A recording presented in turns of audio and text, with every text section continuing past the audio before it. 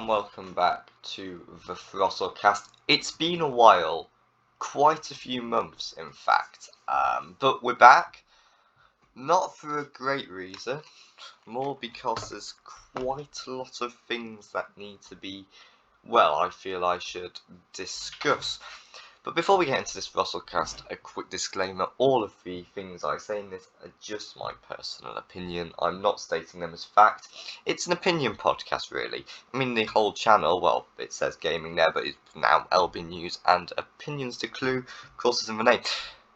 So today we're going to be talking about the current form, the players and the manager, where did it all start, and a few other little things that we can mention. So the current form, looking at a few statistics, it's pretty grim reading. In fact, 1 win in our last 12, which is pretty poor for a side who at the start of the season was aiming to get automatics. That was the aim. Automatics, at the very least, I suppose a good aim was playoffs, but if we could, push on, and if the signings work well, we could get automatics, but at least we get playoffs. And now, that's not really looking likely to get playoffs. There's not a chance in hell we get automatics. I think there's a very, very minuscule chance we actually even get playoffs at this point. But it's not just 1 win in 12, it's 5 goals in 12 games. The ability to score has been terrible. And it's not just 5 goals in 12 games. 15 conceded, and 3 of those 5 goals we did score came in one match, but 15 conceded. One thing we had up until the last few weeks was at least we had a good defence, at least we could keep clean sheets, and all we needed to do, against Reading, we won 1-0 because all we needed to do was just get 1 goal. Against Birmingham, we won 1-0 because all we needed to do was just score 1 goal. We beat Hull 1-0 because, we could just get 1-0 wins. And yes, we're awful in front of goal. I feel if our defence was just a bit better, we might have a slight chance at the playoffs. But the fact that our defence has just been awful for the last few weeks now means it's really... we're in the worst state possible, effectively. We can't score, we can't keep clean sheets. It's incredibly disappointing to see. But it's not just 1 win in 12, it's 5 wins in our last 23 games. A lot of people seem to think the form only just started in the last 10. It's been going on for months, this bad form. We had that really good, first 4 games of the season. First 4 performances of the season, all good performances.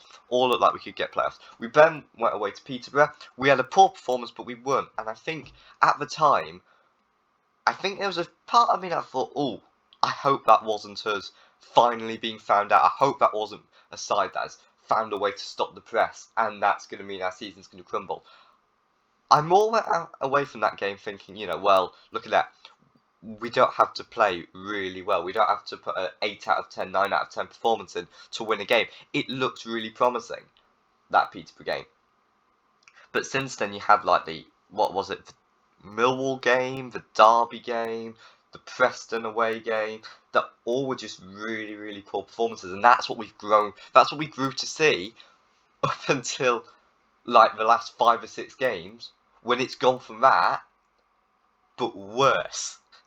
We've managed to get worse from that. I thought those kind of performances, up until around December time, the 0-0 draw with Barnsley, the 1-0 loss to Derby, these kind of games, that was, I genuinely kind of thought, if we get a new manager in, we'll see better performances.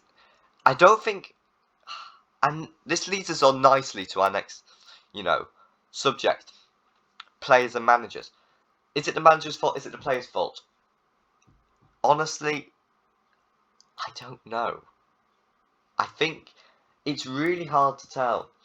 You can't tell if this is the managers or the players, unless you have literally loads of managers. Let's vouch for each one. It's the players. Ishmael tried his best to get something out of these players. The players weren't good enough to play the system. Bruce is trying to get something out of these players. The players just aren't good enough. They really just aren't good enough, to win a game in the championship. So that's the extreme to say it's not it's all the players' fault. To say it's all the manager's fault, well, maybe Ishmael just lost his way with the players, and his tactics were really that bad. And Bruce is almost like a Pardew. He's a manager. He's had success in the past, but he's I suppose you see with managers, time is an enemy for managers and footballers, and the players as well. In the fact that time goes on and the manager's tactics get outdated. Look at Mourinho. You can see Mourinho. He isn't as effective now, I don't think. I've not really been keeping an eye on how he's been doing with Roma, but with Tottenham, had a good start, and then it kind of crumbled away. I think we can all agree, maybe debate whether if he's still as good of a manager, but I think what we can agree is that he isn't the Chelsea manager, Chelsea, title-winning manager, or the Porto, did they win the Champions League, I think, winning manager? And I think this is what we saw, that's what you saw with Pardew. Pardew wasn't an awful manager in the Premier League before coming to us. He did alright with Palace in the short term, he did alright with Newcastle in the short term, and it just wasn't right for us. And maybe that's what we're seeing with Bruce. Maybe the appointment of Bruce just hasn't been, maybe he is just outdated. Look at Redknapp at Birmingham. He didn't do well there, and I think, that's because he's probably passed it as a manager. But I don't think it's either just the players or the manager. I think it's a group of players that probably aren't brilliant, not as good as we thought they were at the start of the season. Because I think a lot of players have declined as the season's gone on. And I think it's probably partly that, we've got a manager there whose tactics are slightly outdated now. And just isn't as effective as he once was. I mean, Bielsa's available. That's not going to happen. The only way Bielsa happens is if he really still wants to prove himself in English football. But I think he already has. I think he's already shown he's a good manager. And I think a bit of second season syndrome with Leeds, but they've had a lot of injuries. And it'd be interesting to see how they do. But this is a Leeds podcast. It wouldn't be called the Throstlecast if it was a Leeds podcast. It would probably be called, well, I don't know, what do they chant? Marching on together, something like that. That's what they sing, isn't it? But Bielsa, I think, is a debate. Would Bielsa get anything out of these players? I mean, it's completely hypothetical because, I mean, there's probably a good chance Bruce is our manager next season. So, it's not even like he's going to be sat now. He could be here for another year or so. But in a hypothetical world, would Bielsa suit our players? He might do. But, I mean, that Leeds side looked quite average before Bielsa came in, and he got them to play very, very well. But there's also Daniel Farke available. I think maybe I'd rather build with Farke than I would with Bruce. I think, Farke did go to that Norwich side when they looked quite, average in the Championship, and he did take them. Well, I think he take them up in his first season, or was it his second season that Farke took Norwich up? But he built with them, and he got a strong side there. But I think Farke was also helped by a really good technical director at Norwich.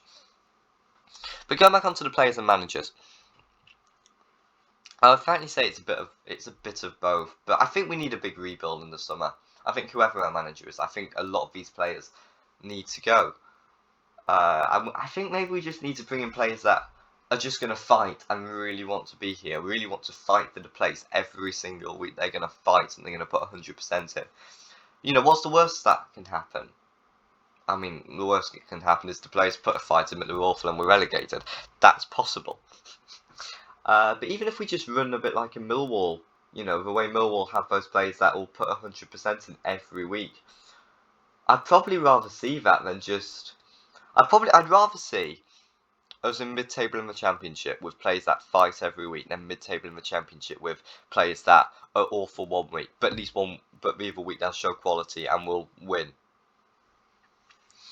But here's another question: where did it all start? Because it's not started under Bruce. This hasn't started under Ishmael. This hasn't even started under Allardyce. Allardyce can't really be blamed. Did it start under Bilic? No. Did it start under Moore? No. Did it start under Pardew? No. Is Pulis at fault for all of this? No. It's a series of bad decisions. Every single one of the managers I mentioned, maybe bar Allardyce, because I don't think you can blame Allardyce for the situation we're in. I think Allardyce probably would have us in a much better situation right now if he'd stayed on. But you look at all of those managers, and all of the appointments we made have just gradually got us to where we are, I think. Pulis, in the 16-17 season, did a really good job with this side.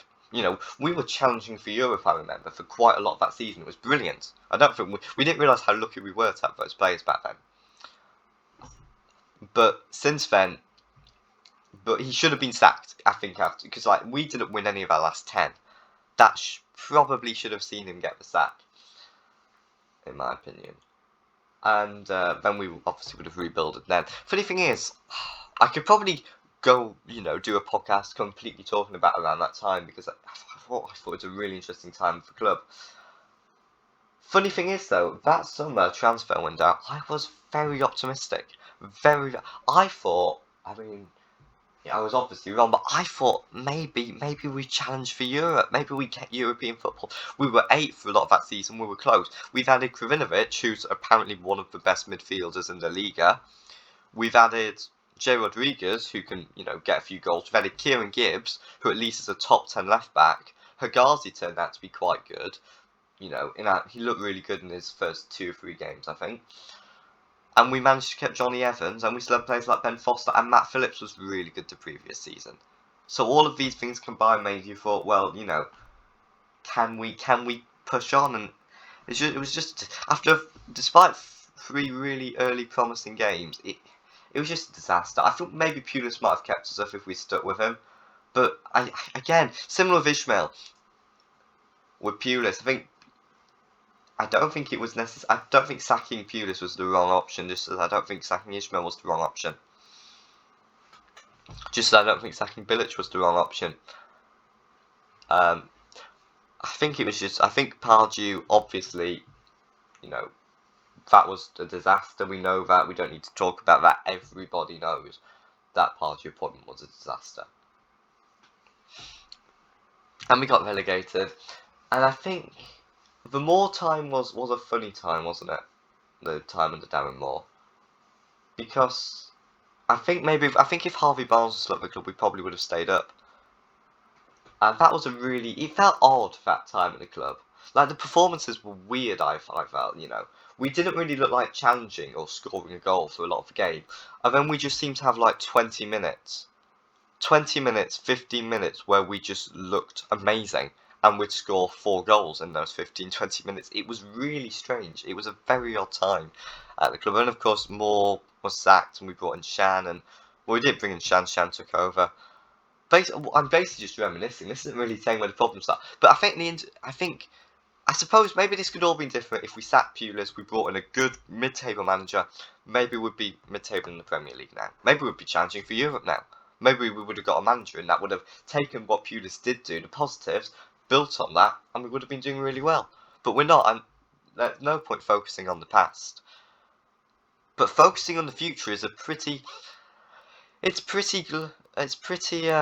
depressing, really, because honestly, I can't see us getting. Maybe I'm pessimistic, but I can't see us getting promoted next season. I think we're more likely to be relegated at the moment. I'm probably just pessimistic, but these performances, I think, have taken a lot of life out of the club. I think it feels lifeless. Like, you look at that side we had in Bilic in the Championship, and yes, I think Bilic it fell apart under Bilic at the end, but you reminisce and you just think, Sawyers and Livermore had such a good partnership. Pereira was brilliant. Dean Garner was on form. I don't think Pereira was the sole reason we went up. I think that side was a good side. I think that side was at least a playoff side. And then Pereira just came in the team and just made it an automatic side, or even the best side in the league. Because Sawyers and Livermore, I don't think it was just Pereira that made them look good. I don't think it was just Pereira that made Dean Garner look as good as he was, or Robinson look as good when he came in. Phillips looked really good at the start of that season. The defence looked really, the defence didn't look brilliant, but it looked decent with Bartley and Ajay. But I don't know where we go from here. And I think the ownership hasn't helped, and I think maybe Vitoing Wilder probably might have been the wrong decision. I think it was the wrong decision. I think we'd probably could be potentially at least in the playoffs now if we had Wilder. Another little thing to mention, and this is a bit of old news, but that's the Hawthorns activewear that came out a few weeks ago, and the questions of maybe to deal with Pumas coming to end, maybe we might make our own kits, maybe we won't use a kit provider, maybe we'll have, our own kits. I don't think that'd be a disaster. I'm not exactly sure how kits are designed, but I'm not sure if it's necessarily Puma that designs the kits. I think it might be that, I could be wrong, I think it might be that someone at the club designs that shirt, gives it to Puma, or has the idea, Puma sends out a template, and we just work with that. Like the black and red shirt this season. I think that's kind of a Puma template. We've probably just said, what a black and red shirt. Puma's given us a template, and we thought, yeah, we'll use that. We might want a blue and yellow and blue kind of shirt. Puma's given us a template. We've used that. So maybe our own templates might be interesting to see. With home kits, I think the home kit was majority the design. I think it would have looked pretty similar whoever was our kit provider at home kit this season. But we'll have to see. Kits, of course, aren't the most important part of a club, and it's the players. And hopefully, I don't know. Also, the future of the podcast. I'm not sure. This could be the last one for months. I might start doing it again. Let me know. Let me know if you want to keep on seeing these. Stuff is a bit lifeless, but honestly, it's quite hard to be enthusiastic about the club at the moment. I'm not sure what's going to be happening with the FIFA content as well. That might come back for FIFA 23. It might come back before then. I'll just have to see if I get any good ideas, or if there's any, if I feel it would do well. We'll have to see. But thank you all for listening. Hope you have a good day. Hopefully we get a win against Hull away. I don't think we will. It'd be nice if maybe we see some improvement, but honestly, I'm not sure where that comes from. See you in the next one. Goodbye.